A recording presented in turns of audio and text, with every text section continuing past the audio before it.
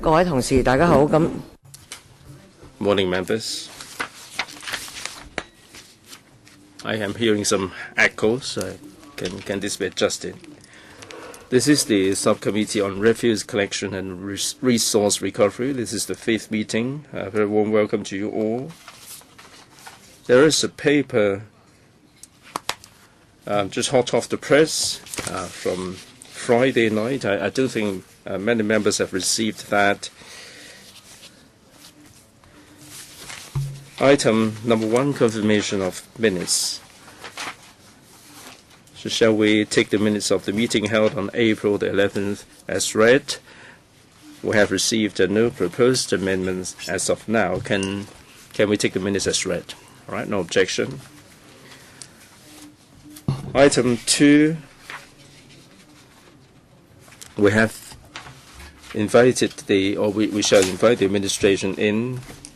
We have a couple of members, a couple of government officials for items 1 and 2. Item 2, comparison of refuse collection and resource recovery systems in selected places and development of technologies for waste separation and resource recovery in Hong Kong. There are 2 papers prepared by the Secretariat, and the administration has also made available the paper that I mentioned, just hot off the press. The paper that was just tabled is relevant to item 2 and also item 3. That's in connection with the steering committee and the yard waste. So shall we invite the administration to brief us on the paper?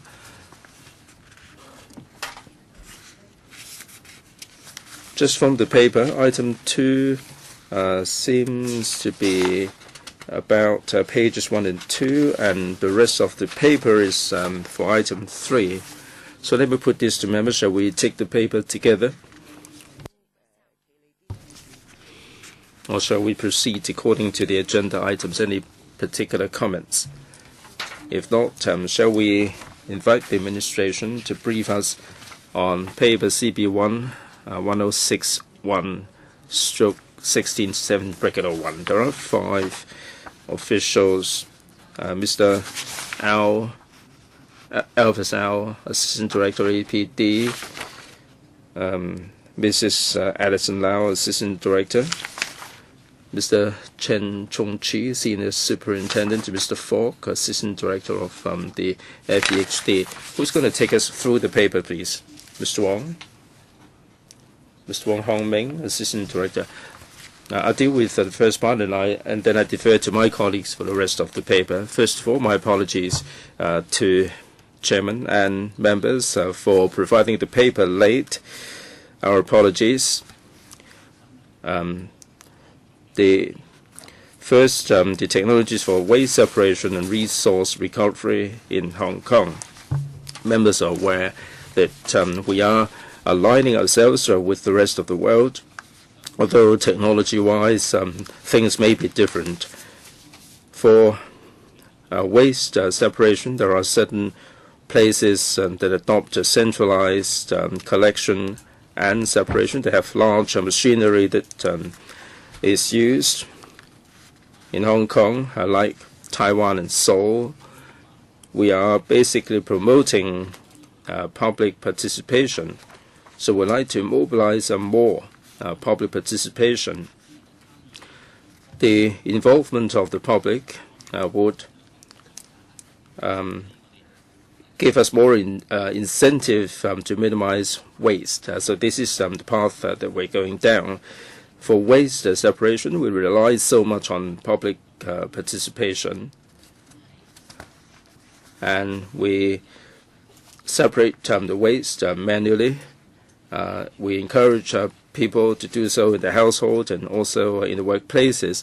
In other parts of the world, there are technologies that are being used, like a reverse vending machine. You put a plastic bottle in, you get a voucher, or you get some kind of coupon with benefits. Now, the idea is producer responsibility system.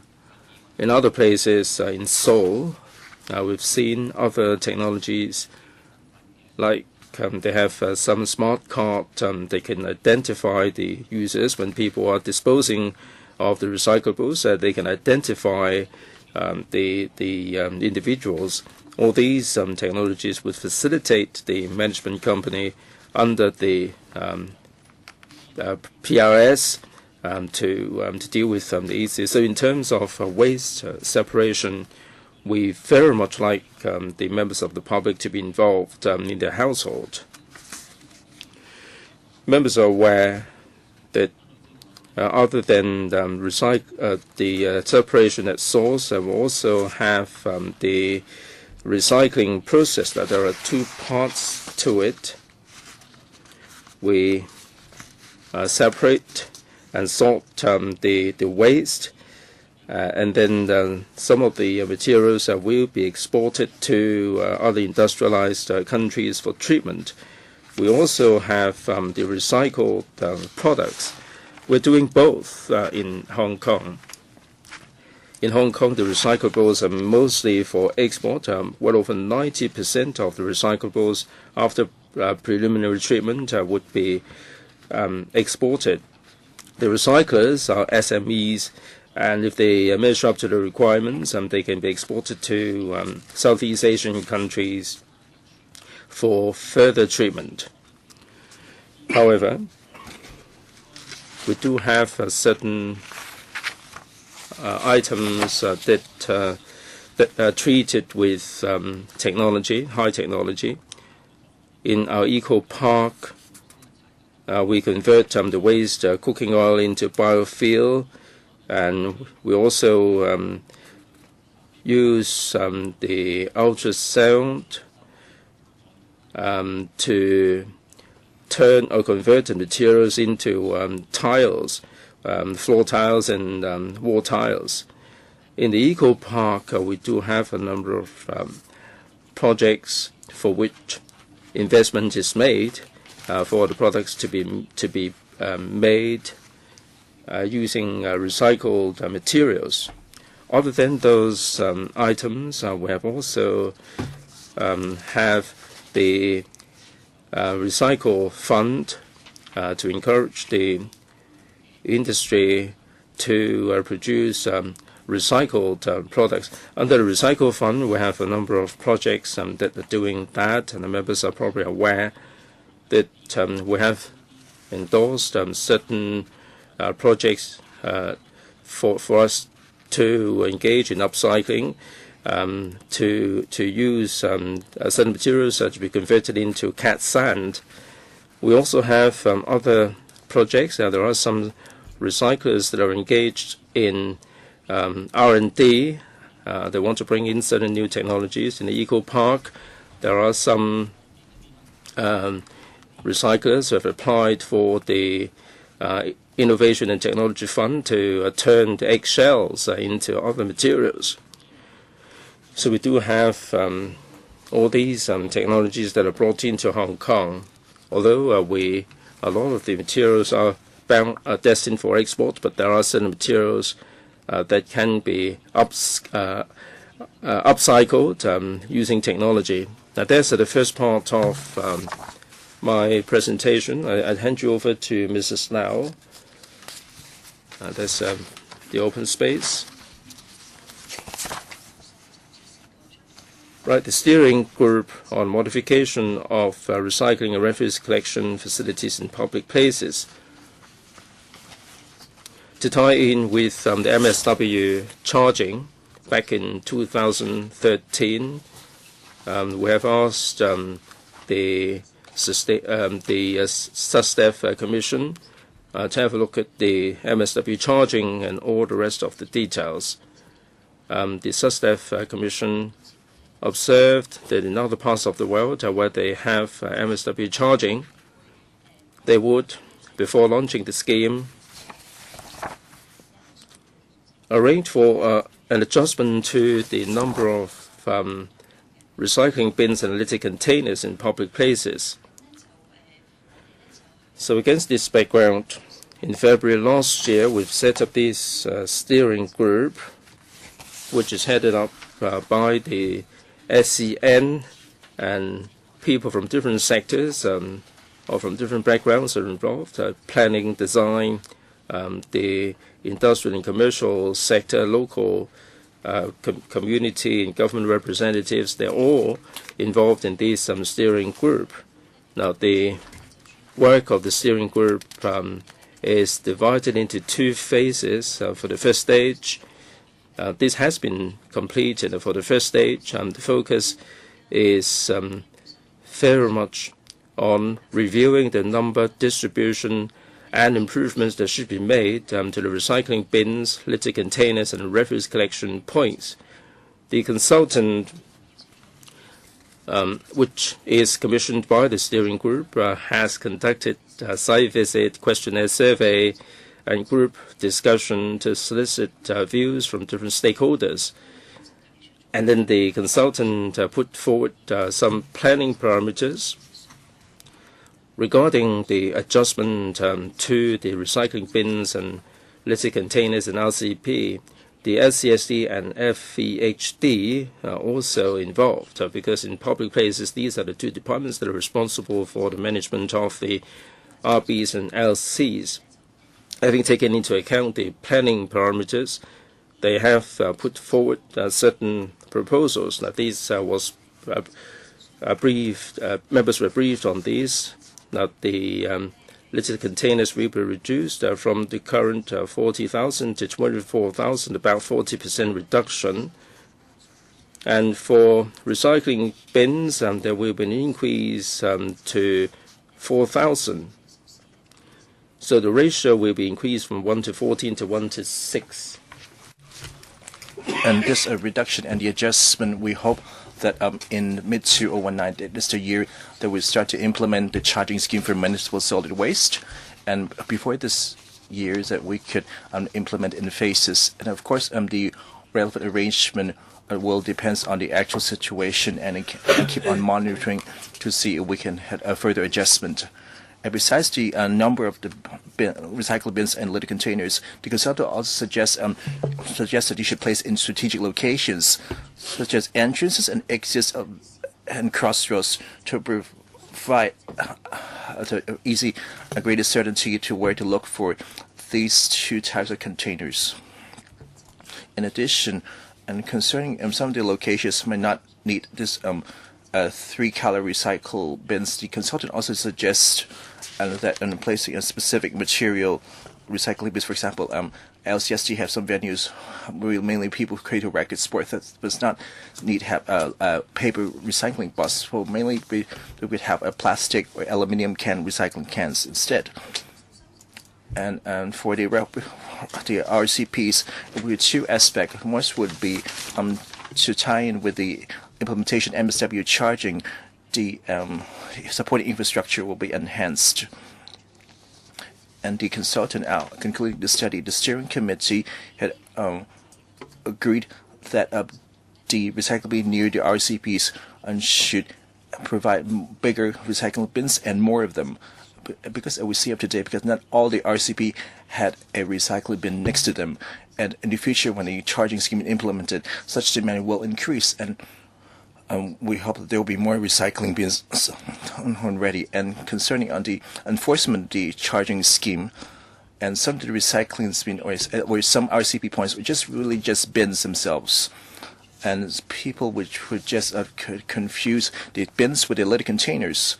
So therefore, we would suggest plating signage as well as information boards, provide information such as what kind of recycling facilities, such as community green station within the area, as well as to increasing the lighting, so and just to enhance the enforcement arrangements. And the steering group had completed the first phase of the consultancy study. At the second half of this year, we will begin the second phase of this study. First, we will look at the design of the recycling bins and the litter containers, as well as for the RCPs to have a larger recycling bins, as well as erecting signage and boards. And the second stage there will be designing suggestions, and the public engagement will be conducted during the study. And I should also introduce the management of yard waste, just to go through it briefly. The Environment Bureau in 2014 have released a food waste and yard waste plan for Hong Kong. And for the same year, the Development Bureau had also issued the guidelines on yard waste reduction and treatment for use and reference by government departments on the implementation on yard waste reduction and treatment various stages from planning, design, and to maintenance.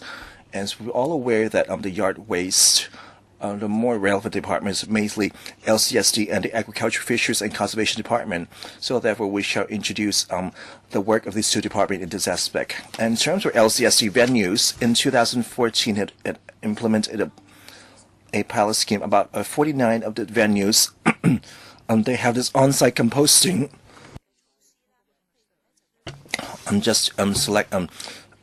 Select the annuals planting instead of shrubs or perennials, just to reduce your production of yard waste. And in 2014, of these 49 venues have such facilities, and following an increase to 150 venues. In 2017, within this year, there are extra 87 venues and have such on-site composting machines to see if you can maximize the treatment of yard waste. And for AFCD, it's mainly produced in country parks. Besides a small number of them, other than the infested yard waste that have been deposited at landfills, a majority of those they could be recycled. For example, looking at suitable tree logs, be reused for making furniture and recreation facilities in country parks. And if space permitting, this yard waste could be converted to compost and reused on site and monetary biodegradable, and it was continue to use a policy to enhance the treatment of such yard waste. And this is my introduction. Thank you, Chairman. Thank you both. Thank you, Mr. Wang, and thank you, Mrs. Lau. We now welcome the first round of questioning. First, we have Mr. Wu. Okay. So we have 5 minutes time. Thank you, Chairman. And upon the presentation by the officials, I have a question whether they are living in a Hong Kong society. To this date, we're looking about a 3-color recycling bins as meaningful to their recycling work. This tri-color recycling bins, as you stated in your record, for the aluminum cans, bin are always empty, and the paper bins are always empty. The problematic bit is the plastic, and then you told us that we need to reduce the number of litter containers and install more high-color recycling bins. Do you know where the problem is?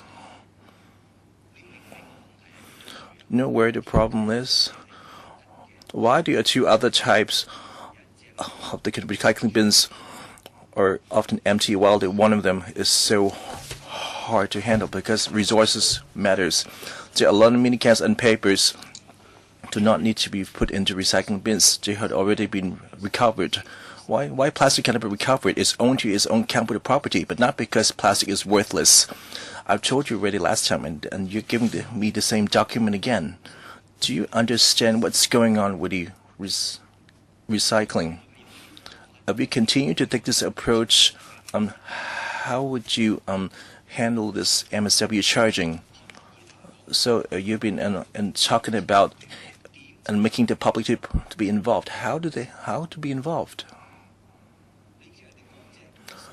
Asking for clean recovering, using APIs, using your publicity. I'm not saying this doesn't work, but it will take time. And then you said a study will be carried out. Studying what? So other countries doesn't have such experience, and Hong Kong is unique itself. Can you think harder? I hope the officials could think if you start to implement MSW charging would would be based on the concept of producer responsibility scheme, and on this basis, using just what you said, just to have this the PRS actually implemented with the government support. So we already gave you the support, but you're not going ahead with this. Now you're having this or that. Isn't it a waste of time? Secondly, and in terms of the management of yard waste, I wouldn't be as angry if I haven't read the document. After I read it, you told me that the LCSD is expected to produce 3,600 tons of yard waste, and about those they process about 147 tons, and those that can handle on site is only 6%, and the rest is going to landfill, as well as the Kowloon Bay Waste Recycling Center and the Anna Waste Composting Plant. What's going on? What are yard waste? Leaves, fallen leaves, branches, flowers, grasses. Aren't these called yard waste? Can they be processed in the countryside if the venues are managed by LCSD? Generally speaking, you separate into branches and leaves. For the leaves, if you crush them and put them back in the lawn, that could automatically solve the problem.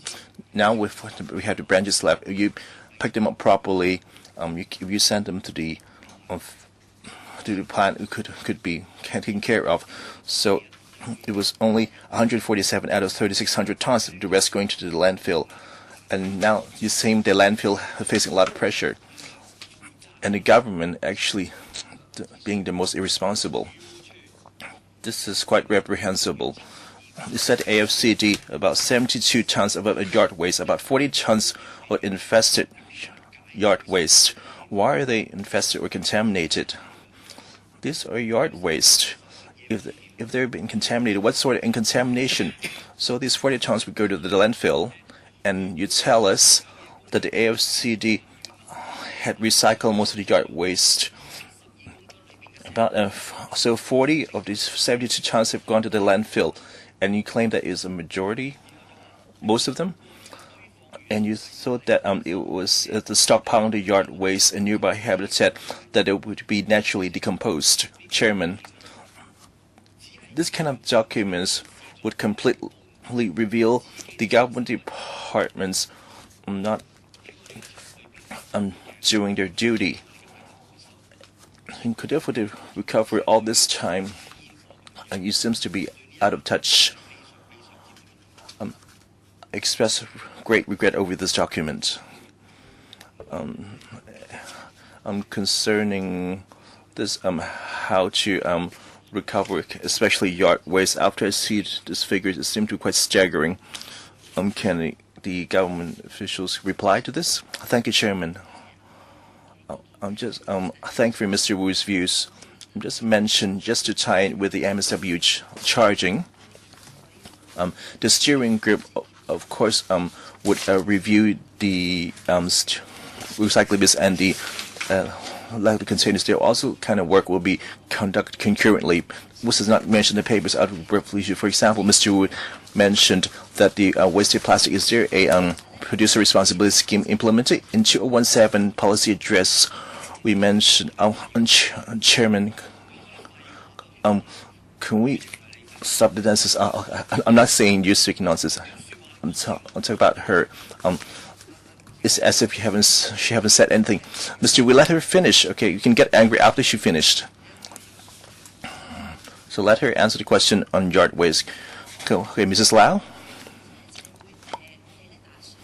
We plan to implement a PRS concerning waste plastic, and before the implementation, we will need to conduct a feasibility study to see the market arrangement. Upon completion, we shall see how we be launched. When will the study be completed? It will be started at the end of this year to see how it goes. But concerning the recovery of waste plastic, I shall let Mr. Wang to supplement. Okay, thanks for Mr. Wu's views, and we always can monitor the situation. Just wanted to supplement that the tricolor recycling bins is only a small percentage of the entire recycling system. A majority of the recycling materials would accept from the estates to the recyclers, and those recycling being on the street, which Mr. Wu's observation is correct, for the paper and aluminum cans, where there's a small proportion, which a huge majority of them being plastic, because one of the contractors and through FEHD to collect the 2,700 bins, and it was because some of the papers and this metal materials, some of them could be collected through the recycling bins, and some of them will be picked up by the elderly, and this material would go back to the recycling system sooner or later. Therefore, just want to supplement on this, and we'd like to stress this for the flow of the recycled materials, not mainly rely on the tricolor recycling bins. It's really to encourage the public as well. So, for example, they just finish a can of soft drinks, so that there will be a recycling ready for them to toss. The majority of them would be collected by the recyclers at the state directly. And for Mr. Al, and responding to Mr. Wu, just look at the figures, and you can see the total quantity. The yard waste is a small proportion of a total overall waste, and for the LCSD, the 3,600 tons is actually per year about 10 tons per day. It's only an 0.1% of the total waste, and for AFCD, the 70 tons, even a smaller proportion. Thus, even though slow, the government sticks to serious. In 2014, there's interdepartmental guidelines to instruct the departments to minimize and to recycle when possible. And the LCD, there's also an on-site composting machine from 49 to 87, and in the future there will be an over 1,300 units when available, hopefully to reduce the yard waste through processing at a limited space. For example, having the waste decomposed in land, the FCDs have been using this space.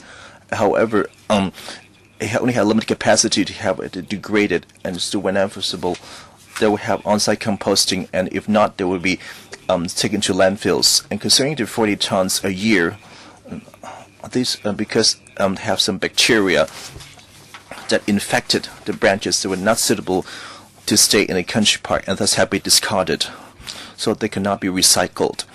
And those left the AFCD would actually have to be reused in situ. I'm looking at the guidelines. I'm revising the 2014 guidelines. Mr. Leung Yu-jung next, please. Madam Chair, thank you. According to the paper, and the most important thing is there will be a reduction of the litter containers by as much as 40%. Do you have any timeline? Are you going to drastically reduce the litter containers in one fell swoop, or are you going to have a timeline there? I am concerned about one thing. Now, if you walk down the street in the morning, you find that in the vicinity of the litter containers, there is so much refuse, all kinds of refuse, cardboard boxes, food waste, household items, all manner of things are discarded next to the litter containers, the tricolor bins. I've been to so many districts, and they're not full. People can't be bothered putting the stuff inside them. So I doubt how effective the recycling bins are going to be. If you reduce the litter containers drastically, I would be very concerned. That you reduce the size of the openings, and that causes a lot of problems, and people are just discarding the litter or the rubbish around the bins and on top of the bins. This is something I'm very concerned about. With the reduction of litter containers, the whole streets will be strewn with rubbish, and the workers will be having a hard time, and this is a real issue. The second issue is the other paper refers to Taiwan, for instance. The government is giving a lot of assistance to the recovery of food waste, and they have the buckets made available for food waste to be collected. In Hong Kong, we haven't got any plan for food waste to be collected. We are promoting this idea of bin, the bin lining charging. The housewives would say that they're very concerned about the food waste. Without resolving the food waste, then it would be a waste of time. So food waste is of critical importance. If you can't overcome this problem, then I'm sure that there would be a very strong objection to the MSW charging. So how do you deal with the food waste? Commercial food waste will be recycled, but what about household food waste? We're drawing a blank there. How are you going to deal with this? Perhaps you might wish to address those two questions first. Right, Mr. Leung's question about the recycling bins and the litter containers.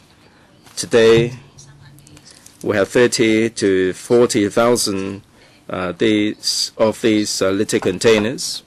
Through consultation, it is agreed that the number is simply too large. According to the consultants' planning parameters, the LCSD and FEHD have had a look at the situation, and we understand that to reduce the litter containers, there is a process of adjustment. So we're going to do this step by step. MSW will be rolled out in 2019. According to the paper, we're going to be reducing the number by 40% to 24,300. That's up to 2019. There will be progressive reduction up to 2019. Of course, it depends on the location. We're going to conduct consultation and let people get acclimatized to the new situation. We will be increasing the number of recycling bins as well. Mr. Leung said that in the vicinity of the litter containers, there is refuse that is discarded, and things that are destined for the recycling bins are not there. Now, the steering group has completed the first stage of work, in which we looked at the facilities and the number. And in the second stage, we will review the design. So we asked the consultant to have a look at littering and the facilitation of recycling. Maybe the recycling bins can be made transparent in design so that people can look inside. And also the opening of the litter containers. The FHD has stepped up enforcement. So other than enforcement and the design, we will be stepping up publicity and make the public aware of the fact that certain things are destined for the recycling bins. And through this multi-pronged approach, we hope that we can enhance the utilization of the recycling bins in public places. I hand you over to my colleagues for the food waste. Madam Chair, the government has a blueprint. In 2014, we have a plan up to 2022. This covers the commercial and household food waste. There should be 5 to 6 the OWTF. They can handle 13 to 15,000 tons of food waste. So we start with the commercial industrial sector, and then we move on to the household sector. We hope that the first plant will be coming on stream in the by the end of this year. And the second phase will start next year. For the third plant, next year we will start the study. We have the assistance scheme for the housing estates. We have approved $31 million covering a number of housing estates. So if members are interested in the housing estates, you're welcome to get in touch with us. We will carry out public education then. For these recycling schemes, we educate the households, the housing estates, for them to separate the food waste. Now we deal with the household food waste as well. Under the Foodwise program, we are promoting the reduction of food waste in the housing estates. In Hong Kong, each household is producing more food waste than in Taiwan, for instance. So there is room for reduction. So we have to change the habit, starting with the household. Also, as I said, we will launch a study on the recovery of food waste that started in March this year, and this covers the household food waste as well. Mr. Leung, your publicity in education and penalty, I hope that you would not be too divorced from reality. The small opening is a failure. I hope that you would reveal the design of the bins. Dr. Edward Yu, I've got a comment and a question. Now we see that the yard waste, it seems that the government cannot get a handle of it. A lot of this would be going to the landfill. Can we use this as shared resources? Can people collect the fallen leaves and the fallen branches from the parks? Second, now the litter containers. The steering committee proposed 40% reduction. RBs a 40% increase. But if you look at the actual number, 20,000 reduction for LCs, but recycling bins, an increase of about 2,000. We're going to lose 18,000 litter containers from our streets. Proportionally, you are anticipating that the litter would be reduced by 40%. So what is the rationale behind this projection, and what measures do you have if we're running out of litter containers and people are littering all over the place? All right, it is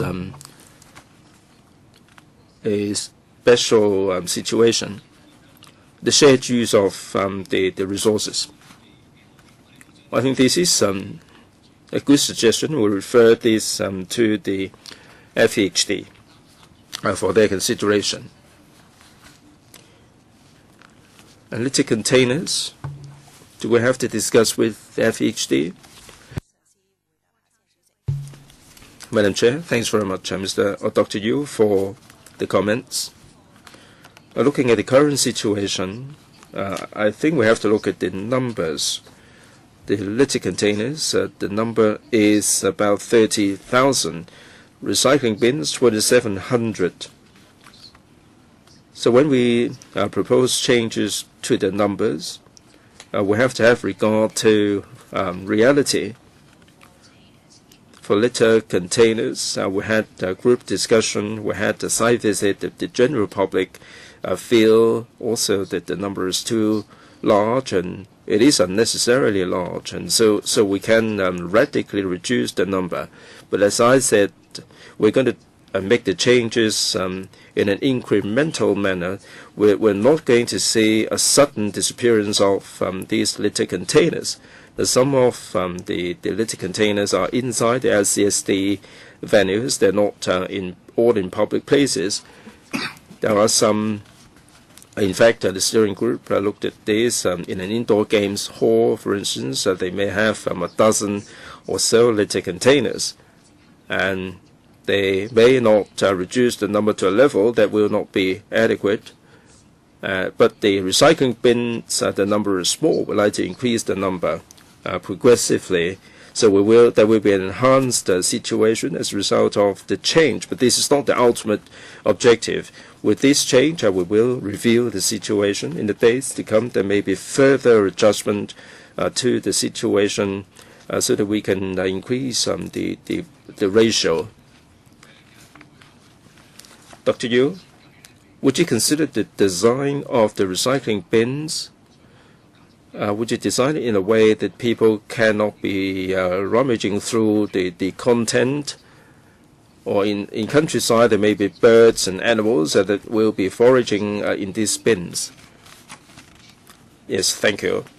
Now for the AFCD, the recycling bins and litter containers in the country parks is different, and they will try to stop animals or monkeys rummaging through the content there. So the design is somewhat different from that for urban areas. For recycling bins, you said that can we stop people taking things out of the bins? The steering group did have some discussion. There are two schools of thought.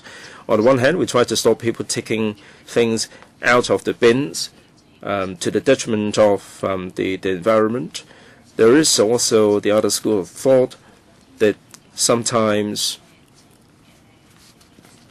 the low-income families may be collecting the materials for recycling. As Mr. Wong said, they are indeed recycling the materials, and they are making contribution to the recycling cost. So we have to strike a balance in terms of design to strike a balance between the two.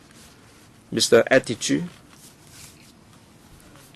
Thank you, Madam Chair. Beg your pardon, I was late. If I may put a question here to the Chair.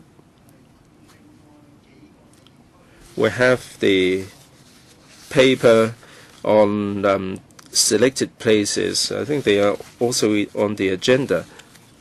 Well, that's the paper produced by the Secretariat. You're welcome to put questions to see whether the government officials can make a response as well. We have one single paper for both items, so we've invited the officials to brief us on the entire paper. If you have any questions regarding the paper produced by the Secretariat, by all means. 3 questions, Madam Chair. I'm looking at the management of yard waste. The total will be 40,000 tons. And the AFCD and LCSD about 3,000.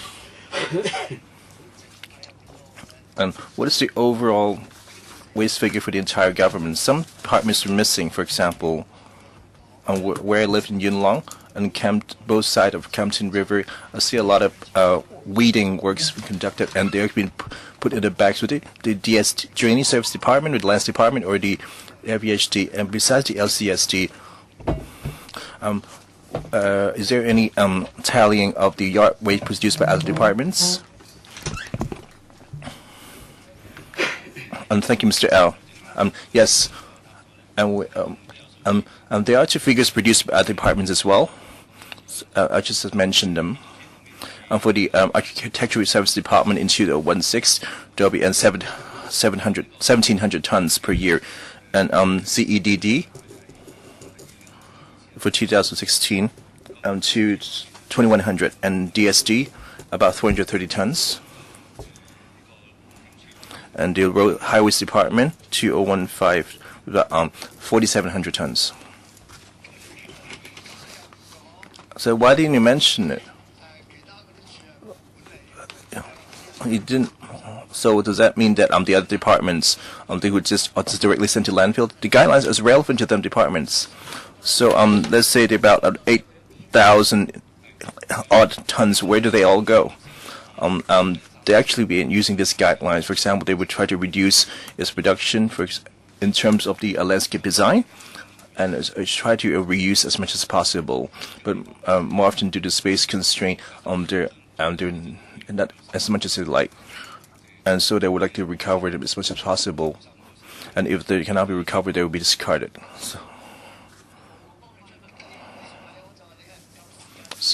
So you didn't have enough time to prepare a document, or you didn't deliberately leave it out? So no, you could discuss it, and you actually provide a figure. It seems to be more than AFSD and LCSD, and even that one single department would exceed the both months combined. So even DSD for 230 tons actually more than AFCD. I agree with Mr. Yim and Mr. Wu, Dr. Yu and Mr. Yim, and your waste is actually easy to handle. This is different from household waste, which is a lot less complicated, and you now didn't put effort into thinking how you should process. This low efficiency is hardly acceptable, but because we ran out of time, okay, there's actually a second or third round of questioning.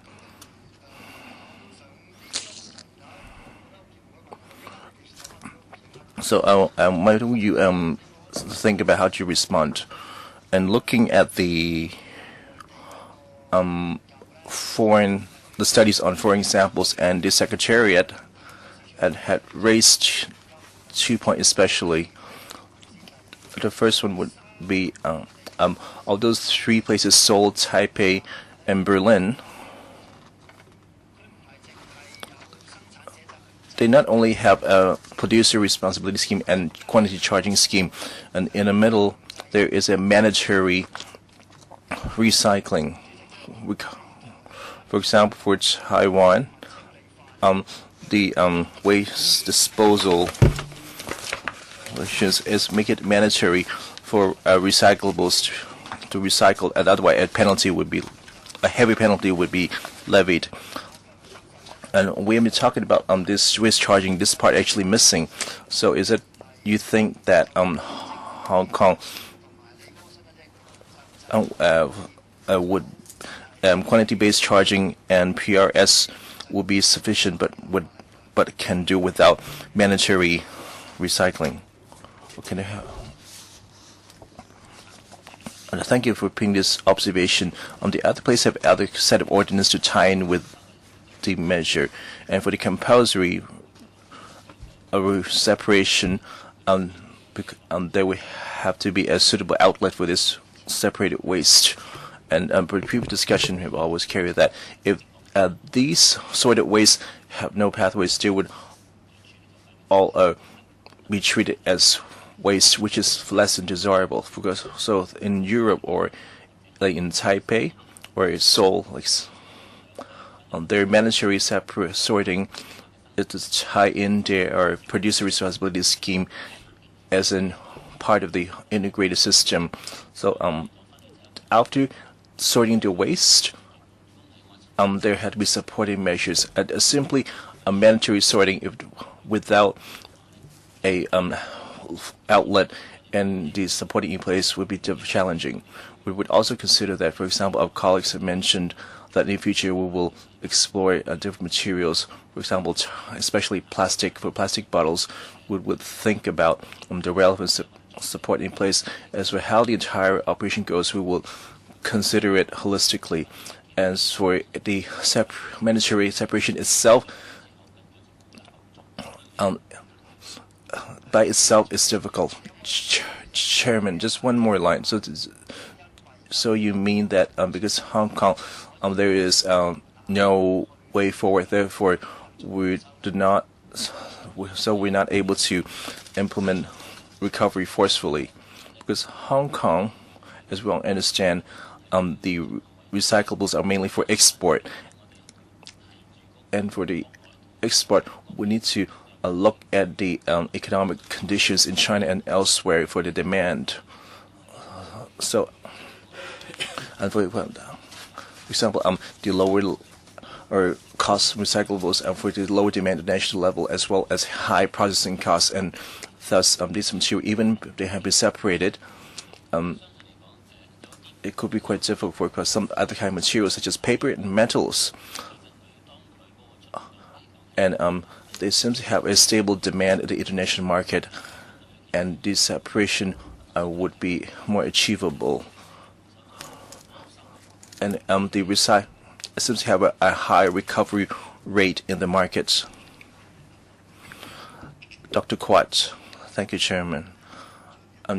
Just want to follow up on the management of yard waste. Our colleagues have mentioned that the document mentioned an LCSD and AFCD and leave out other government departments. Can you say clearly the yard waste in Hong Kong based on your data? And how many departments were involved in the production? Can you actually provide us with a table? And is your guideline followed by all the departments or only AFCD and LCSD? Do you have an overall plan to handle all the yard waste produced in Hong Kong? Okay, not coming through. Not coming through. Actually, it was listening. Okay, I'm just reading out from a table, and I shall provide the government response to members.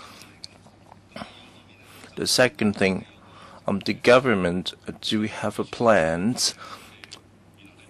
to process yard waste, even though the quantity is small, and making up and only have 1.5% of the overall discarded waste, but the government still think that it's to minimize waste and to recycle as possible. We have to have an interdepartmental group led by Environmental Bureau to coordinate the minimalizing production. For example, the landscape design, which is adopted by a lot of departments.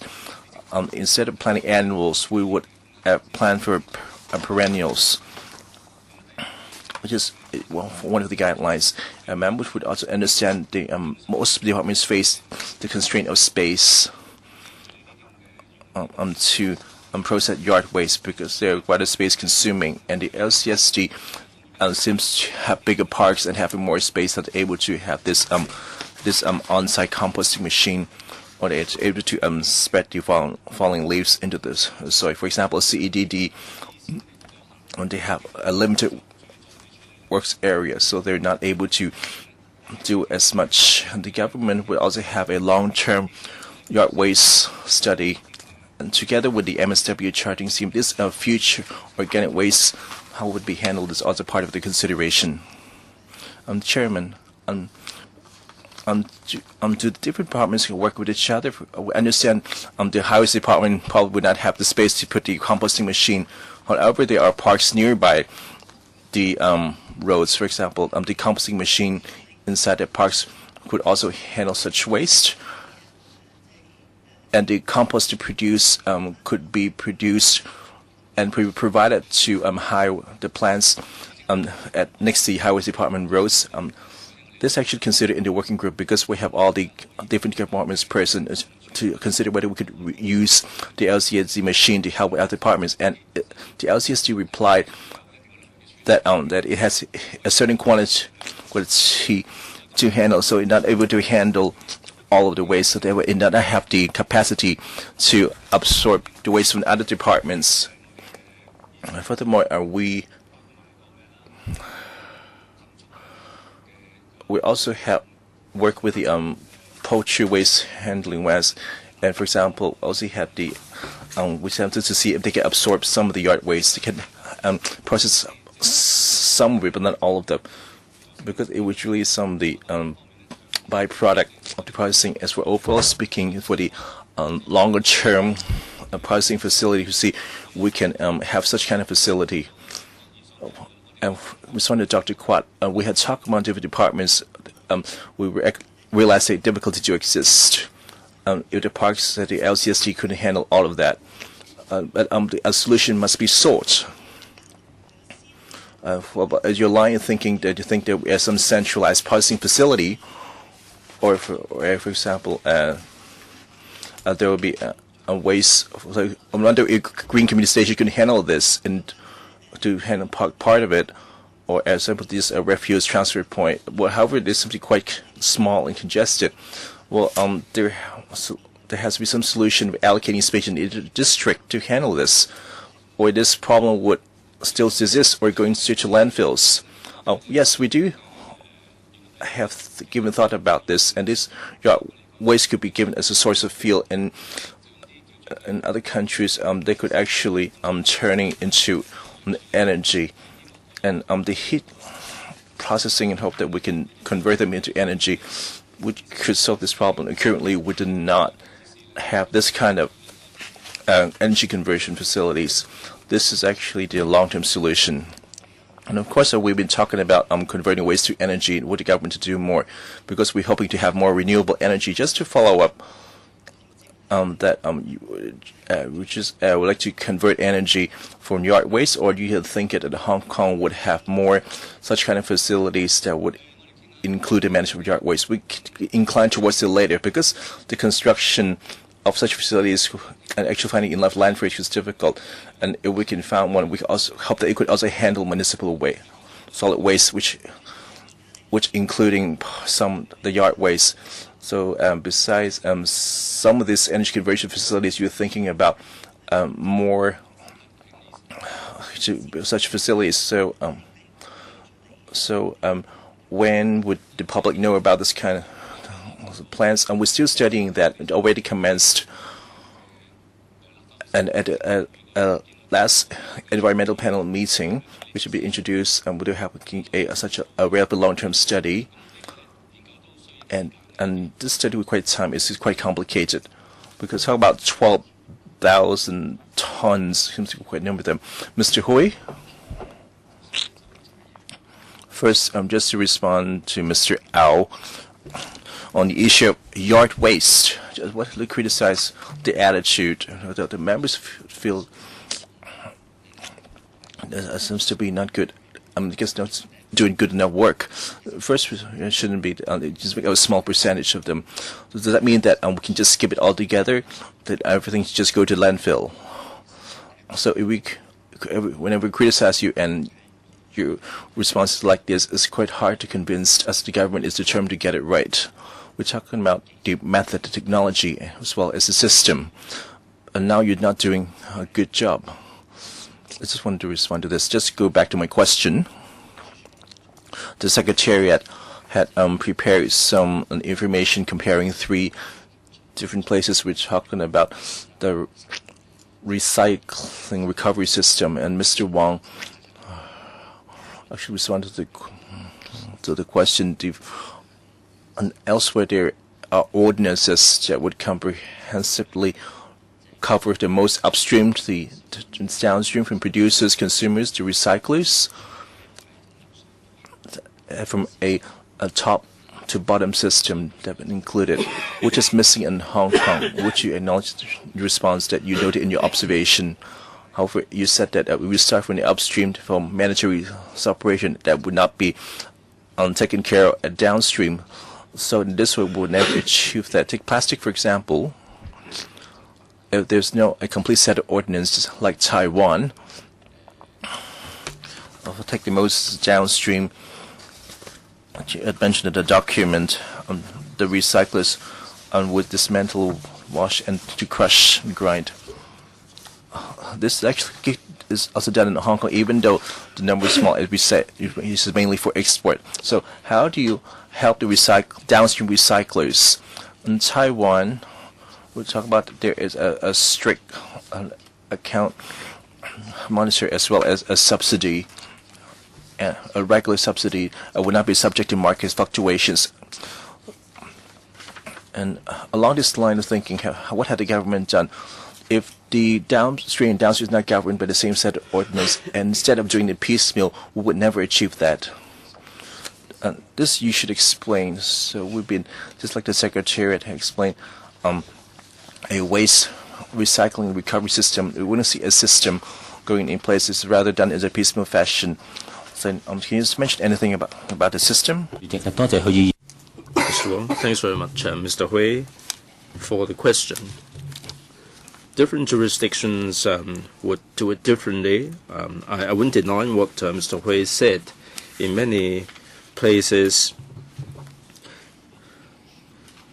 they have the PRS.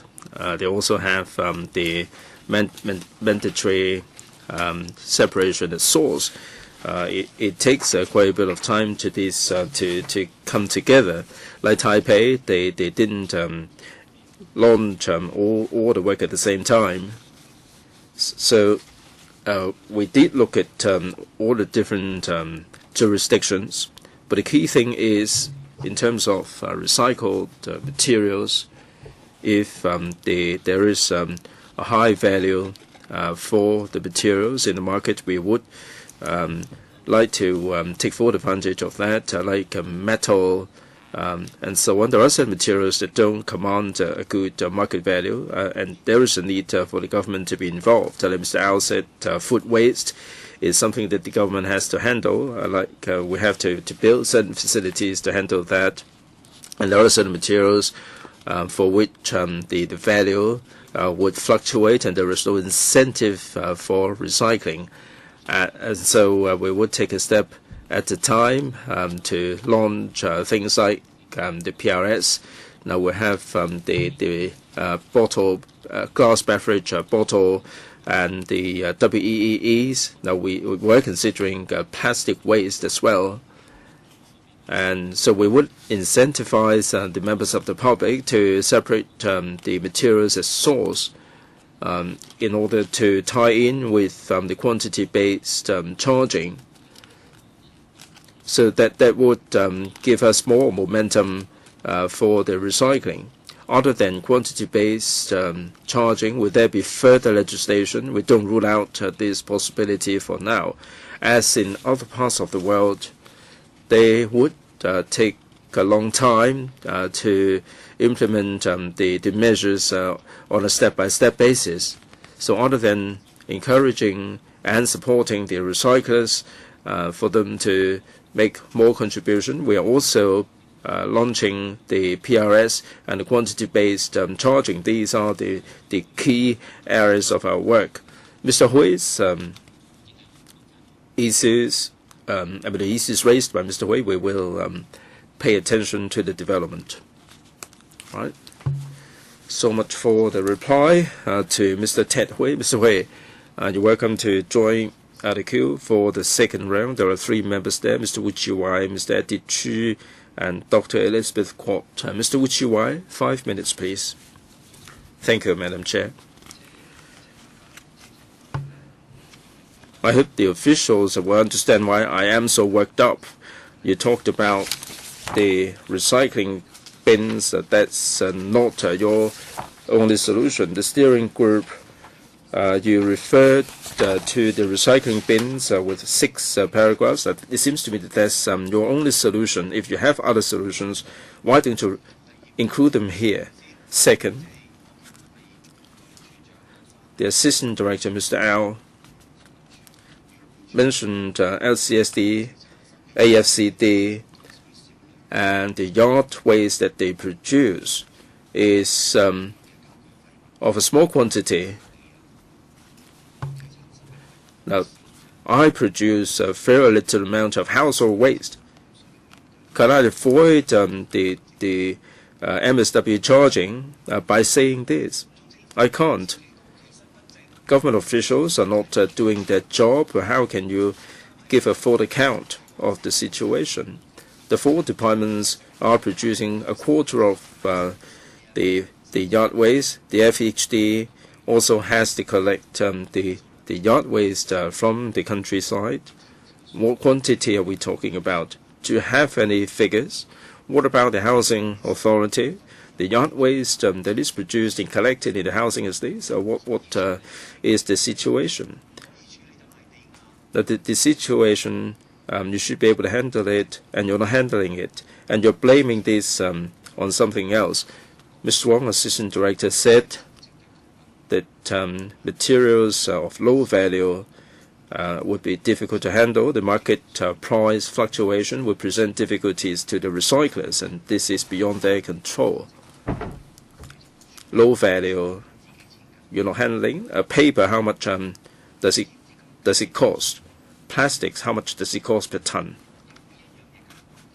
Which one is commanding a higher value? Do you have any ideas? Can you tell us? I know that in the RCP they are taking materials for 70 cents per catty, and this is something like $700 or less than $1,000 per ton, roughly, approximately like this. What about plastics? How much does it cost? something like 2,000. Which one is more valuable? Why is it that there is a market for certain things and not the others? Why is it that for the tricolor bins, 2 are left empty and 1 is full and nobody can be bothered? In Taiwan, they have the separation of different materials, a very fine separation. Why don't you go down this path? If I may put a specific question to you. Now, for the materials that are destined for the landfill, if you take all the costs, the operation costs, how much money are we spending on each ton of waste that is destined for the landfill? The way you draft the paper makes me feel really mad because you're not doing the job right. We support the direction of MSW charging, but after the MSW charging, you don't have any other measures up your sleeve. In other parts of the world, there is so much experience that you can learn from. Other than MSW charging, what else do you have to do? Tricolor bins? Recycling bins? No. What measures do you have? What other measures do you have? Can you be more specific? If I may, Mr. Wong, about the materials and also the recycling work. I've discussed this with Mr. Wu on a number of occasions. Mr. Wu has got the information right. For paper, waste paper for the street corner shops, it is 70 cents. Now for export price, it is $1,200 or $1,000 per ton. For plastics, it depends on what sort of plastics we're talking about. For treated plastics, like those that have been cut up, the price is $2,100. Now, the difficulty with aluminum cans, plastics, and paper, there is a difference because the transportation cost would be very high for plastics. For paper, the waste can be containerized or they can be barged to the mainland of China and Southeast Asia. For plastics, however, the delivery cost would be very high. A 24-ton vehicle, if the plastics have not been compressed, it can carry less than 1 ton because of the sheer size of the plastics. So plastics may command a higher export price, but the operation costs would be much higher than those for the recycling of paper. So our colleagues are doing a lot of work in this area. We have launched a number of projects in this area. For example, in the Eco Park, the land that we made available would give higher scores for the recycling of plastics. And through the recycling fund, we are supporting the street corner shops and also recyclers. In the street shops, we're supporting them in the recycling. Plastics would take up quite a bit of space, and it is a bit of a handle. And we do have the matching fund. We make up for half of the cost. And the other thing is, on a matching basis, we're also supporting the recyclers that are dealing exclusively with plastics. So rather than slicing the plastics, they would go higher value, and instead of using these as recyclables, they are turning these into plastic materials, and the market value would be that much higher. So in the recycle fund, we do have subsidies for the upcycling work. Say, for instance, if the operational cost is $5,000, we would fund up to $2,500. That's just by way of an example. Let's say the project is $5 million, we would be funding $2.5 million, and they can go no more than $10 million. Plastics do present certain difficulties, and work is in hand in this regard. We hope that we can enhance the market value. In the long run, as colleagues said, we are considering PRS on plastic bottles. We hope that the values can be enhanced, and there would be a better future for the plastic bottles.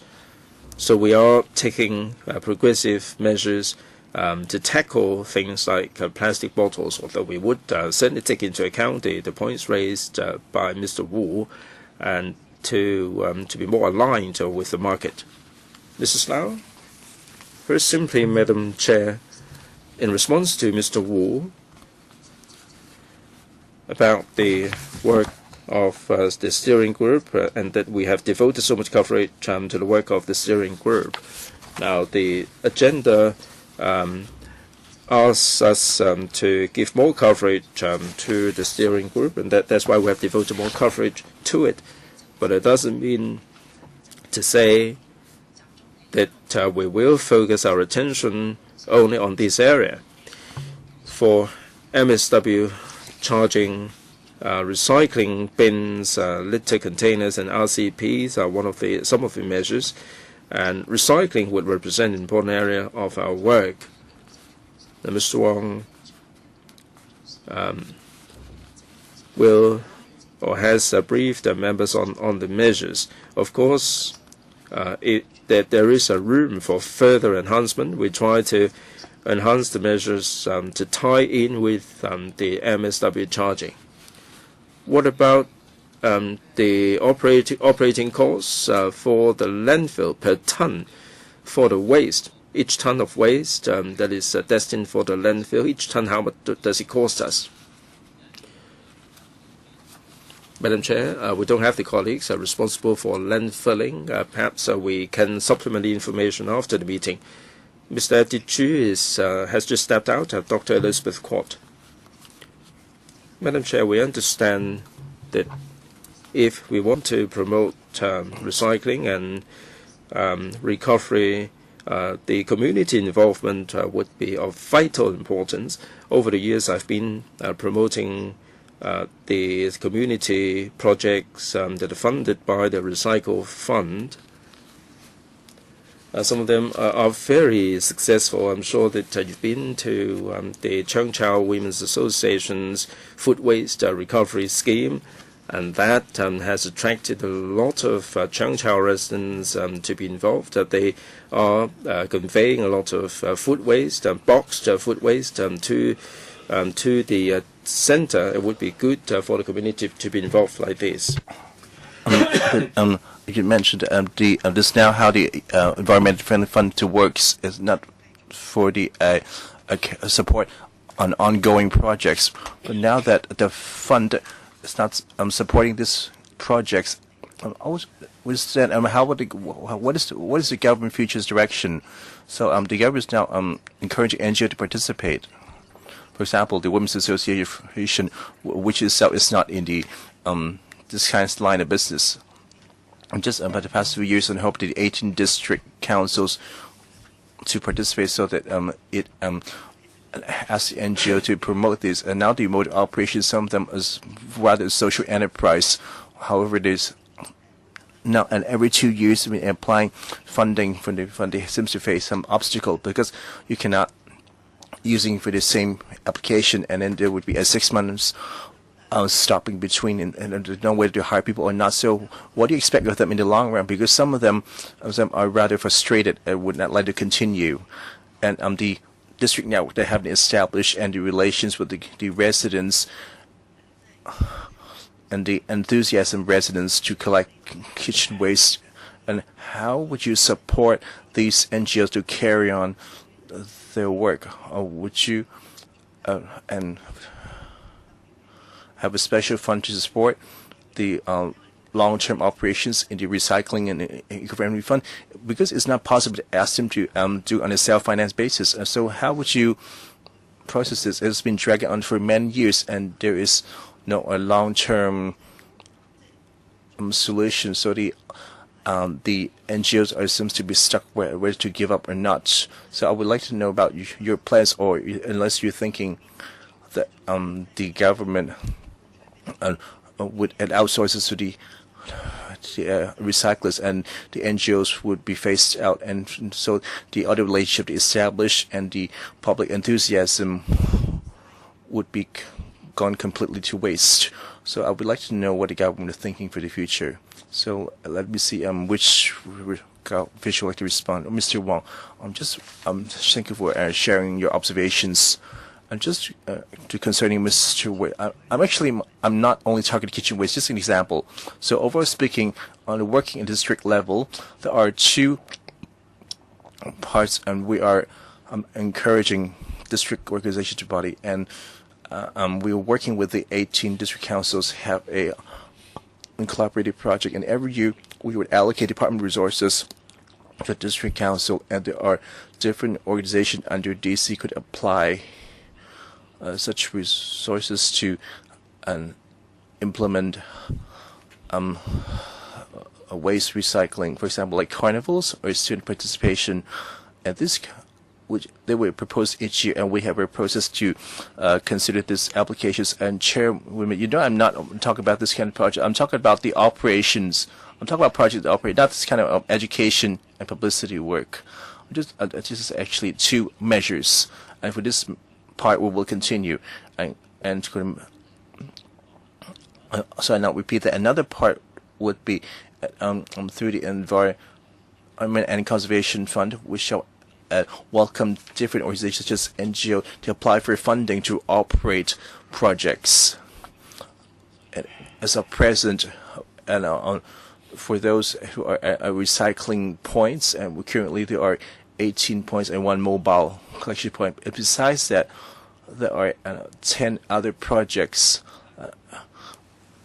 being implemented on a project basis, and where the fund have been supporting a lot of these projects. And for this 18 fixed and 1 mobile community recycling center, and these centers have the objectives to publicize at a district level, and that Dr. Quat have said that because they have a extensive community network reaching to the residential estate level to promote recovery. And this is what we can see from the observatory level, which is quite effective. And this is actually to mutually complement each other. And there are other work to be carried out in departments, and which Dr. Quat had mentioned. We hope the 18 district could hope that there will be a community green stations, and currently there are 4 or 5, like in Shatin and Eastern District, and Kuntang, and Samshuipo, and Yunlong. These 5 will be the first batch, and eventually we'll have one in each of the 18 districts. So in the long run, beside these community green station, we will also need different district networks to work with each other. So we're still at the exploration stage to see how this green station and the NGOs and MPOs, the regional networks, and how could they have any collaborations and to act in their different roles. So our colleagues are actually still studying this. So at this stage, there will not be a concrete direction for, because the green station is just on the launching stage, which have with only 5 of them being built. For example, Kunchang, one was just built. So we're still looking for a way forward. So we have a clearer direction later on how to tie in with district organization. At this stage, we do not have a complete an idea. It's not the first time I mentioned this. You've been saying us to support the green station. You said that the green station would use to support to recovery at the district level. Now that I've receiving feedback from the NGO, and they have been informed that because the green station is with there, so they will be replacing their work instead of working with them. And even said that you just give up and hand over the work to green stations, and the NGO feel very frustrated after so many years building that work, and they actually hand them over to issues. And now the NGOs, different NGOs now getting paid, and the network have been established is not something that could hand over to you for free. So what you're doing is quite unreasonable. And for those who are very enthusiastic in promoting this, because you have any concrete plans, and some of them are finishing their funding because at the end of the 2-year stretch, and when they reapplied and said you cannot submit the same application, and they have been recycling, because if you ask them to amend their proposal, how do they do that? And then you're giving them a lot of obstacles. So would you like to close them down, they hand over to green stations, and let them completely replace them? So we have so a one green station in Shatting can serve the entire 700,000 population. So you guys been dragging on your feet, and I've been asking these questions for the past entire year, and you said you still be thinking this, and claim there's no plan for it, and don't know what is the future mode of cooperation and relationship between the green station and the NGOs. If the fund is not able to support a same project in the long run, is there to be a designated funding to support these recovery projects? So yeah, and so what do you want? So they're probably able to answer that in the third round of questioning. Chairman, I would like to have a written reply. We shall have a third round of questioning, and Dr. Kwat would consider that. We're just asking for the first round of question. Going back to the yard waste and the management. The reason being that I see Hong Kong, they have been spending more money on landscape and greening, so that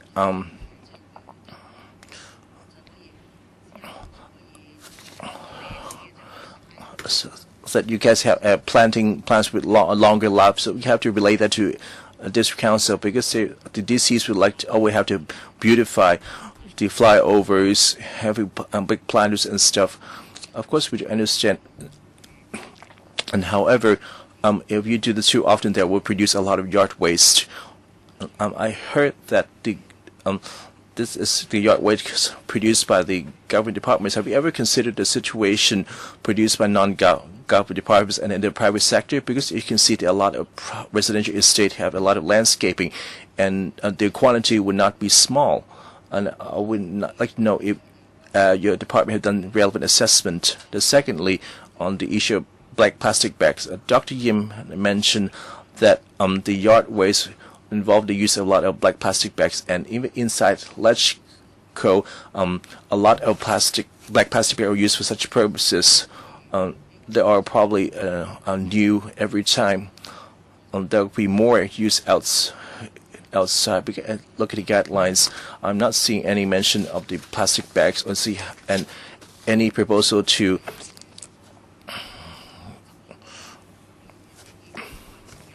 any guidelines concerning the execution. And next would be on composting. There was a composting machine seems quite ideal. For some time ago, because I heard that from the compost produced from the machine, there was so much that there had to be some excess would head to the landfill. I was quite shocked when I hear the news. It was actually told by me by a professor, which have so many resources in producing compost, but it seems that that could not be used entirely. Now that you have to use money to buy compost for fertilizer, so have you seen so much whether produced with natural method or dumped to Kowloon Bay, and all the compost produced, what is their uses downstream, whether in a private or the public produce? Is there a management system in place, or at least to understand, especially don't you set up a cross-departmental group? And concerning the conversion to energy, and as to plan to combine other source of waste for this, and would like to confirm that is there any estimate on this? I see that government had produced over 10,000 tons of waste. It could be seasonal. When how about the total figure when the private sector is combined?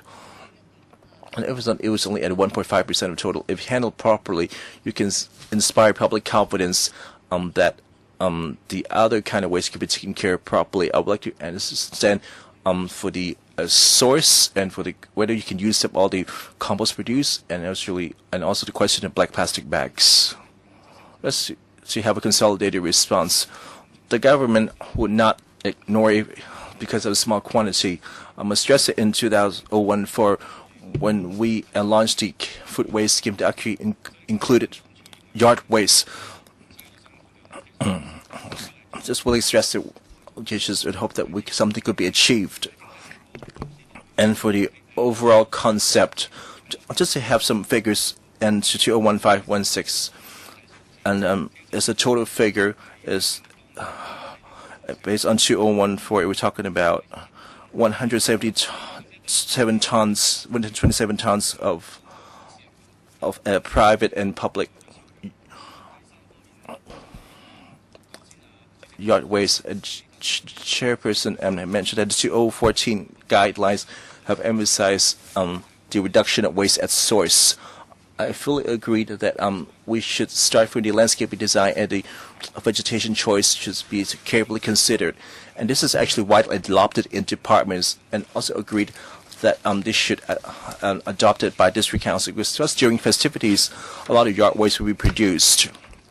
And if we can reduce yard waste for these festive decorations, or those could have a longer shelf life, it could help. And especially when we're thinking about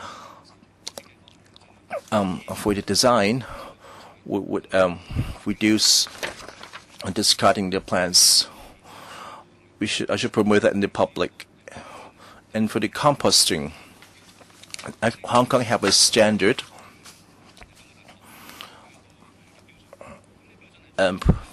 made by the Hong Kong Baptist University. Because the compost would come in a diverse quality, so the government have a standard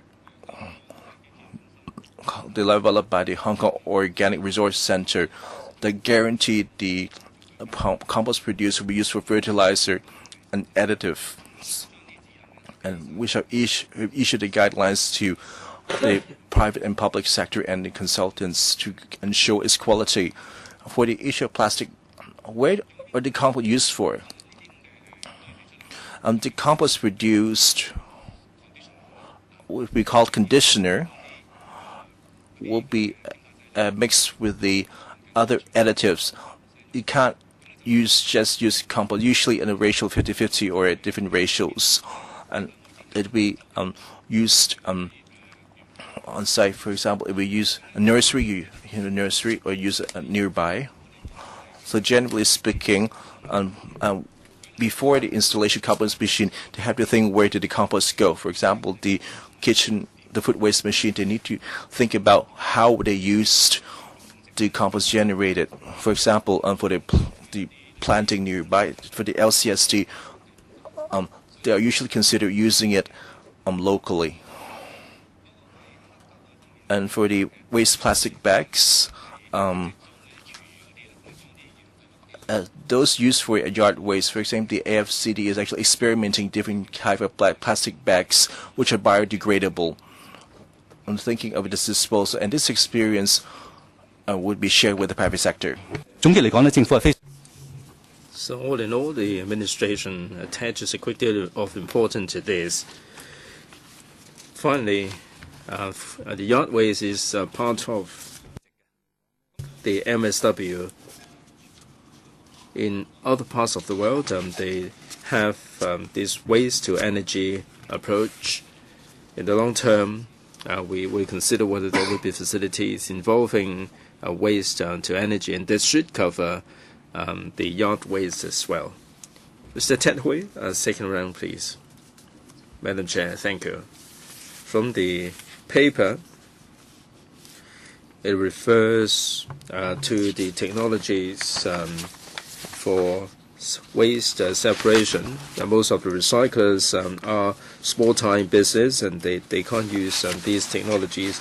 And in paragraph 5, it refers to the eco park, and the rental is affordable, and land has also been made available. Mr. Wong, if I may put this to you, now why is it that the recyclers in Hong Kong are small-time business?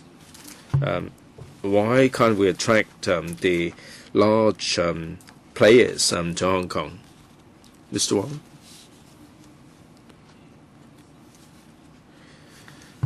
the recycling business is made up of SMEs. I think it has to do with the industrial structure in Hong Kong. We don't have a lot of these kind of businesses. So most of the process have to do with the waste separation at source and sorting and then for export. And there would be simple process like baling, and for metals there would be crushing and baling like aluminum cans. Plastics they would be sliced up, and they would be turned into bits and pieces. So SMEs will find it easy to handle. Mr. Hui, I understand that we're not saying that the recyclables should be turned into final products. Now, according to the paper, it is more like dismantling, washing, baling, and crushing. That this can be a large-scale kind of business. Why can't we attract large corporations to Hong Kong, Mr. Wong? Now, it is important for us to build a regional network. Now, Mr. Hui is thinking of the multinational companies. The processes that we talked about, the regional network would also be important. So the recyclers must have a good understanding of the local market, so the local companies would have an advantage. These materials would be exported to the mainland. In Hong Kong, it's not the case that we don't have large recyclers. Indeed, we have a number of recyclers that are of a larger scale, like paper, metal materials. There are large recyclers that are operating these. Mr. Hui. Now, the large-scale multinational companies, they're not interested to come to Hong Kong because we don't have the volumes. If they don't have any profit, then they can't be bothered coming to Hong Kong. And we don't have a legislation mandating separation of waste. It's a kind of chicken-egg situation. I asked why you don't have the legislation, and you said that there are no multinational companies. Now, my question is, there are multinational companies, and they're not interested in coming to Hong Kong, so it's a chicken-and-egg situation. Second, there are many people in the community who suggested that the RCPs can be turned into places where separation can be done. Now, of course, you may not be able to have the final say. Now, you said you don't have enough space, and there are technical issues, but these are technical issues that can be resolved. Can you state your position again, or can you give this committee an undertaking that you're going to be conducting some studies as to what technical difficulties there will be and why you're not going to do it? Third, now you said that you're conducting some studies on the PRS on plastic bottles and plastics in general. Now, what study are you conducting? Are you conducting the study yourself, or are you commissioning any consultants? How much has been spent, and what are the details? Can you be more specific in this regard, please? Mr. Wong? Yes, about the RCPs, I'll hand you over to Mr. Falk about the difficulties and the blueprint for the future. Mr. Hui referred to the fact that some recyclers are not coming to Hong Kong. That's because the volume in Hong Kong is not sufficient. I think he's basically talking about plastics. For metal and paper, the recycling level is pretty high.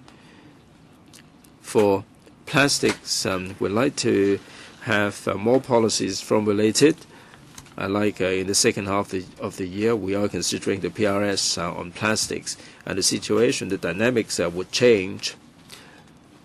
It's just like in the eco park, we have the e-waste and also other things that are being dealt with. In the long run, how do we see the import of technology?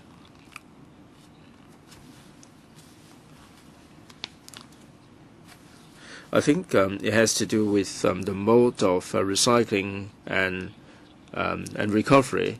If the mode is export oriented, then the technologies that would be required will not be too different from now, because at the moment all they need to do is to do some preliminary processing for the materials to be exported, and these can be exported to some other parts of the world. For plastics, even if the volume is higher, it would not compare with the volumes that are being handled in the international community. Now, there are many recyclers that are dealing with this, and we would like to promote this. And Mr. Hui is asking whether we can introduce more multinational companies or larger companies into Hong Kong. Basically, through our support in the way of land recycle fund and so on, we hope that we can enhance the local recycling industry, and we can make the sector stronger and make it more aligned with the rest of the world. Mr. Falk, the RCPs. Thanks very much, Mr. Hui, for the question.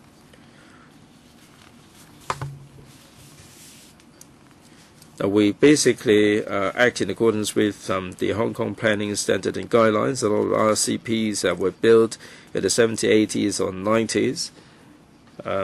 In line with the increase in population and so on.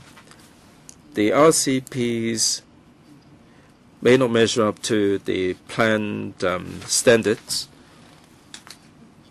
With more staff, we do have changing rooms and so on, and the RCPs are pretty cramped at the moment. Now, the volume of refuse has also increased, so the RCPs are pretty busy.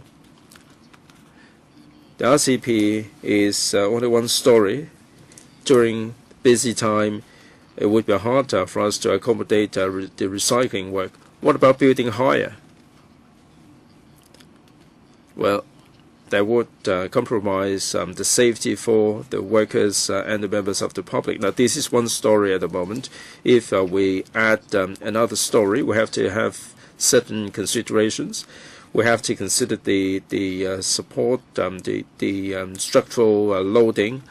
With an additional floor, do we have to install a lift? What is the operational mode? Would there be sufficient waste loads? And if we retrofit another story while it is in operation, there may be difficulties. In urban areas, it is hard for us to identify alternative location because we have to conduct consultation, we have to get the support of the district councils. If we add a recycling center to the RCPs, we may not be able to get the support of the DCs and the members of the public. As indicated by the steering group and the consultant, where possible, we try our best. In some RCPs, we have added the recycling of glass beverage bottles, And we also provide large receptacles for recycling purposes, and also we provide signage where possible. We would give as much assistance as possible. All right. You always get a 11-minute reply. Mr. Diju, I'm not sure whether this has been asked before. Yes, go ahead. Anyway.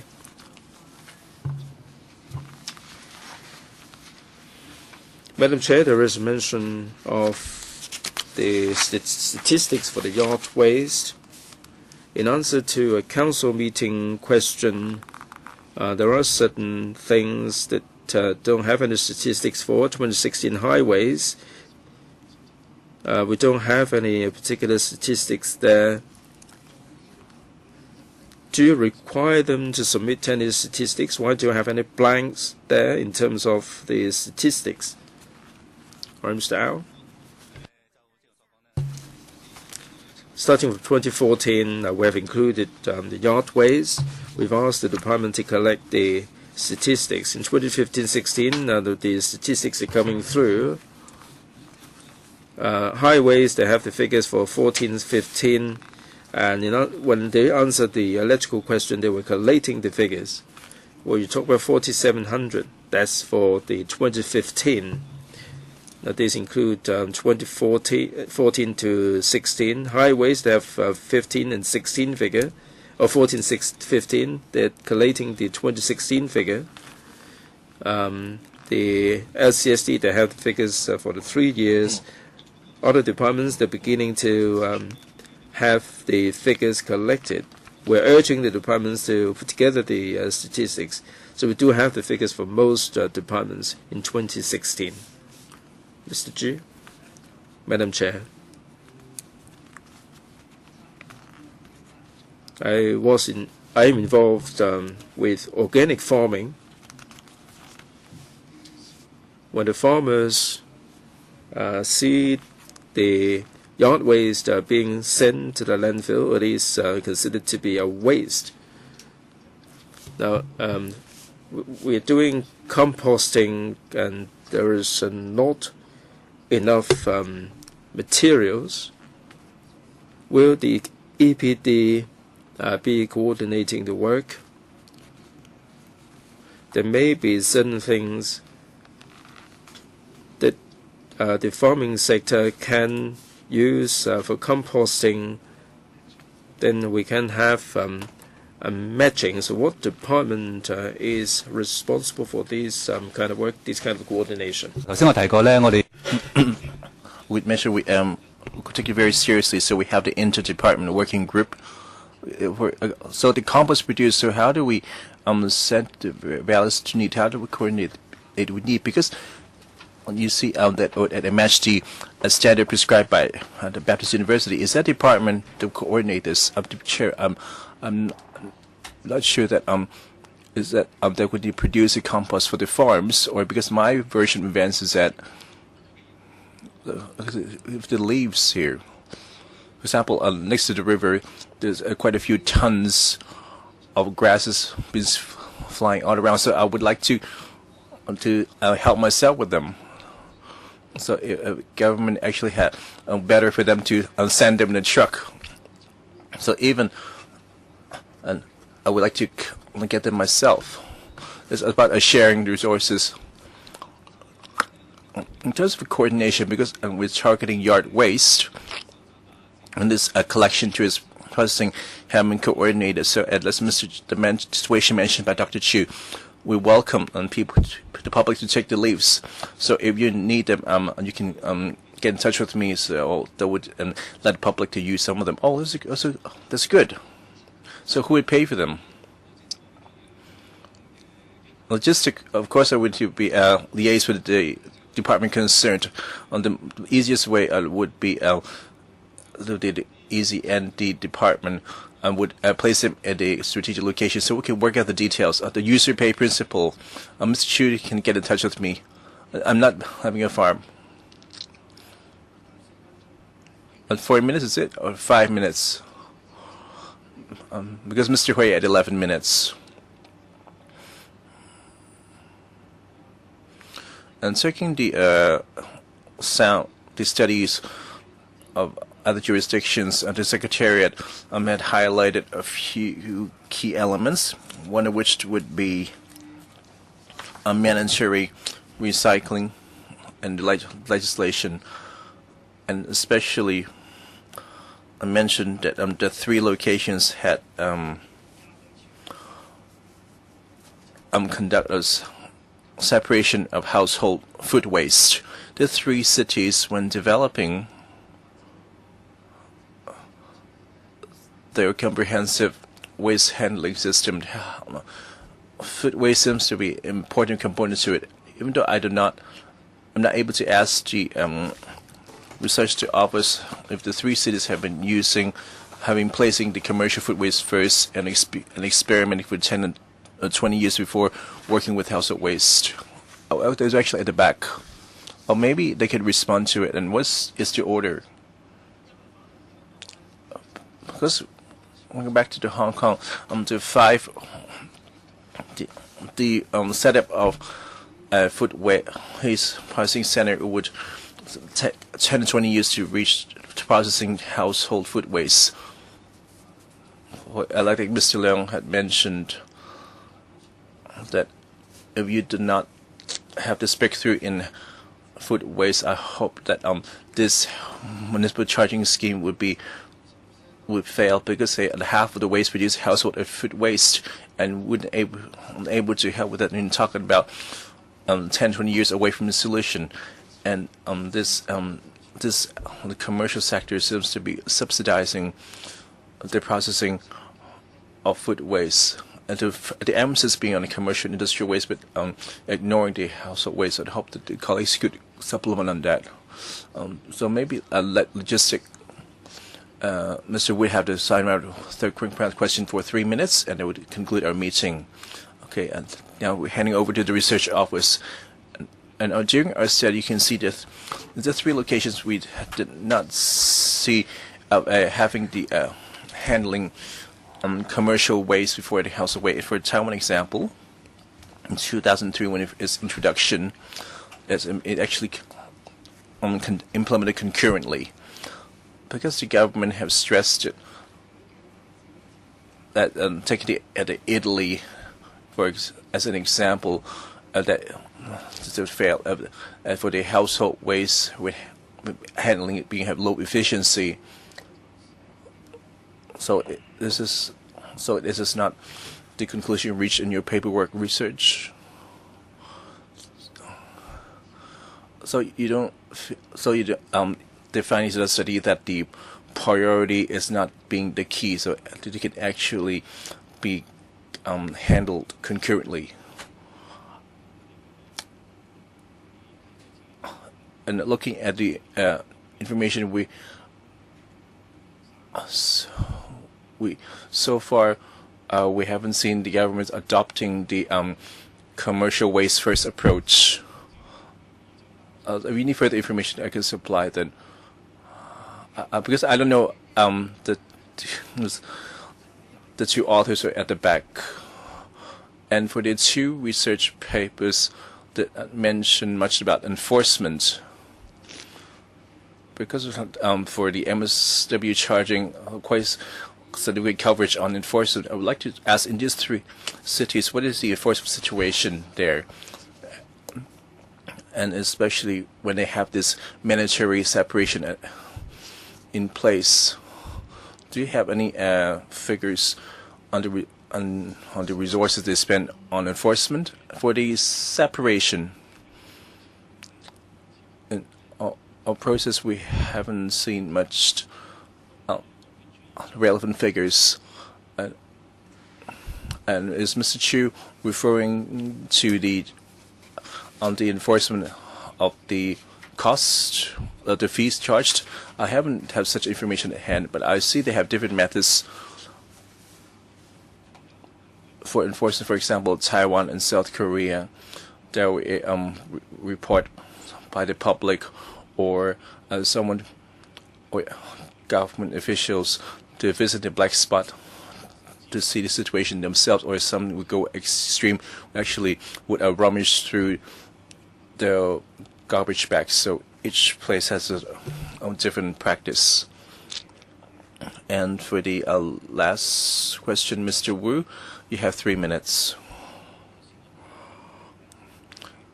I previously asked the cost of process handling per ton of waste, and but on the research office on the 201415 recurring expenditure, we're talking about $520 per ton.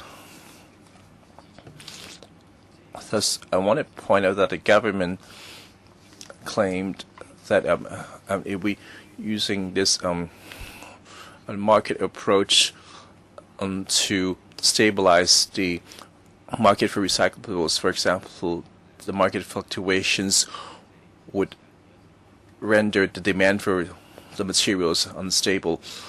So, of course, you have to remember that for every ton of material put into landfill, we take into account the construction cost of the landfill. The cost itself is 520. So, in essence, this is you can take out saving the public money. So why we took its perspective of resources, which is for the community networks set up by NGOs, and in early years when built this network, we really are relying on the reselling to recyclers. This is, if you guys recall, and now the government would have more of them, so we need to achieve certain figures. We have the community green station, and so we have this green centers, but it don't seems to be effective. This station actually caters a small number of the recovered materials. So I'd like to revisit the basic issue that if the cost of processing this waste is rather high, so do we take reference to other jurisdictions? We should adopt the waste and resources perspective and combine with the fee charging scheme. There's already a stable revenue source to support this viewpoint and to handle this in the market. You can mention about that this FEHD is under a lot of pressure, not able to take care of recycling. For the private estate, for the clean contract, they have taking care of cleaning services as well as recycling. So why can't the FGHD do that same? Have you ever explored it? And how do we adopt the management mode of the private sector to apply it to the FGHD contracts so that the cleansing team to take care of the cleansing and recycling? So can you have this provided reply in written? So because we have some house meeting matters to attend, so if you don't mind, there are other questions that to be replied in writing. Let's for the remaining time, we'd like to discuss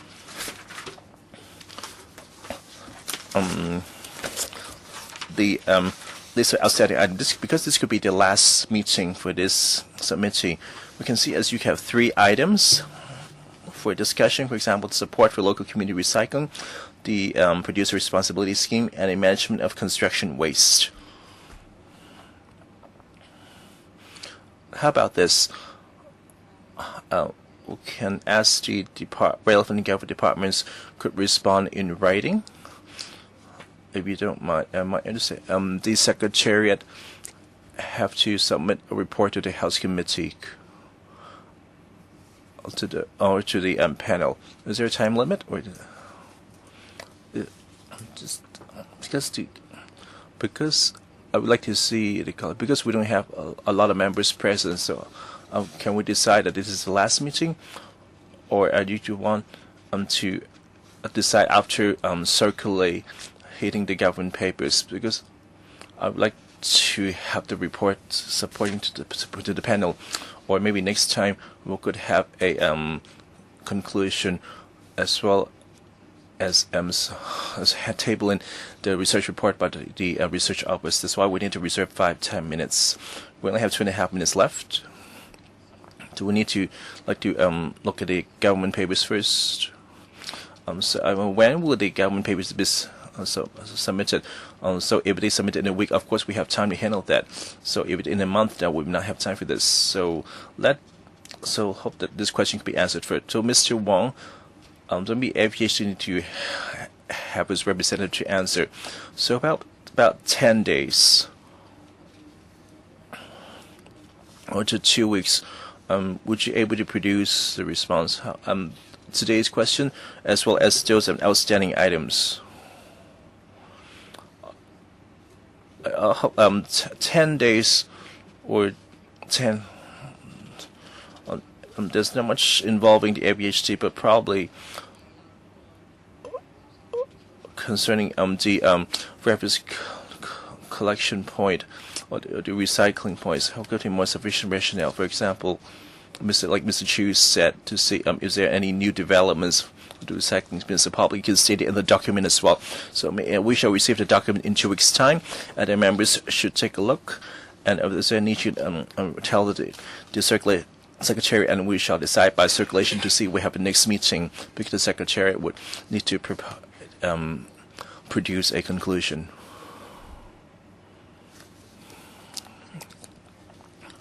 I hope there is a clear conclusion which would be helpful. I'm not sure if Secretariat would think that we would have a chance to have another sitting for the members to conclude it after so many meetings held. So what should we demand from the government from now on? Would that help, or do you think that it's a matter of compiling the findings from the past meetings? In terms of the report, there are different ways of handling this.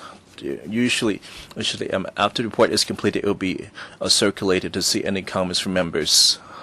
If members think there is such need, they would think they could discuss the report at a meeting to consider if this proposal would need to be adjusted and confirm them. It all depends on how quick could the report be handed to the subcommittee.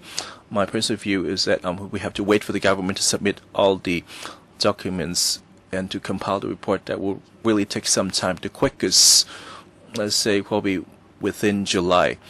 And for next sitting, actually, let me extend the meeting for 5 minutes. So they probably won't come till July. So Secretary, if so, we should discuss among themselves. Also, do have the meeting in a closed door session, or should, so if possible, an open meeting is possible, or maybe members think will be too trivial. You can have it closed door if needed. I feel that closed door, open door could be considered. Mr. Chu, so there will be a draft report, and then we'll have a meeting to discuss it.